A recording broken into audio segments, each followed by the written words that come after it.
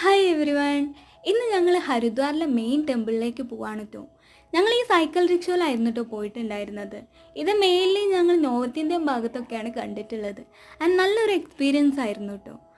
ഇന്ന് ഞങ്ങൾ ഒരുപാട് പേര് ജീവിതം കൊണ്ട് എത്താൻ ആഗ്രഹിക്കുന്ന ഒരുപാട് പേരുടെ ഡ്രീം പ്ലേസായ ഞങ്ങളുടെയും ഒരു ഡ്രീം പ്ലേസായ ഹരിക്കി പൗരിയിൽ എത്തിയിരിക്കുകയാണ്.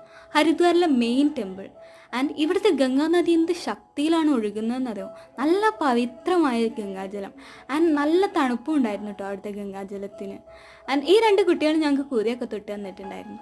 ഹരിക്കി പൗരി വിച്ച് മീൻസ് വിഷ്ണുവിലേക്കുള്ള കവാടം അല്ലെങ്കിൽ സ്വർഗത്തിലേക്കുള്ള കവാടം എന്നൊക്കെയാണ്.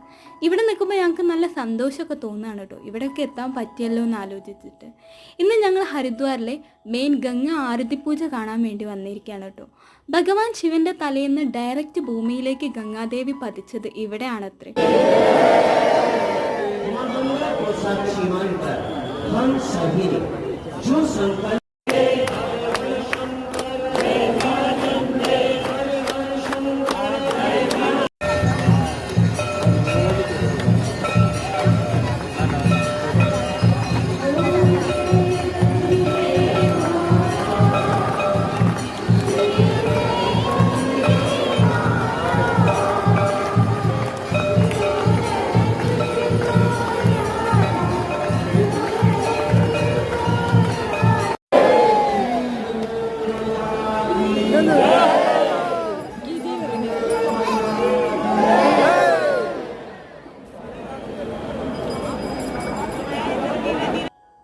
അങ്ങനെ ഗംഗാരതിയൊക്കെ കണ്ടു കഴിഞ്ഞിട്ട് ഞങ്ങൾ നേരെ പോയിട്ടുണ്ടായിരുന്നത് വിഷ്ണുഘട്ടിലേക്കായിരുന്നു കേട്ടോ.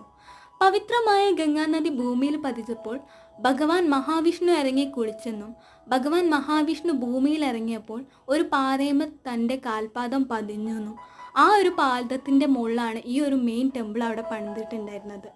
നമ്പൂതിരികൾക്ക് പോലും ആ പാദം കാണാനുള്ള ഭാഗ്യം കിട്ടിയിട്ടില്ല കേട്ടോ.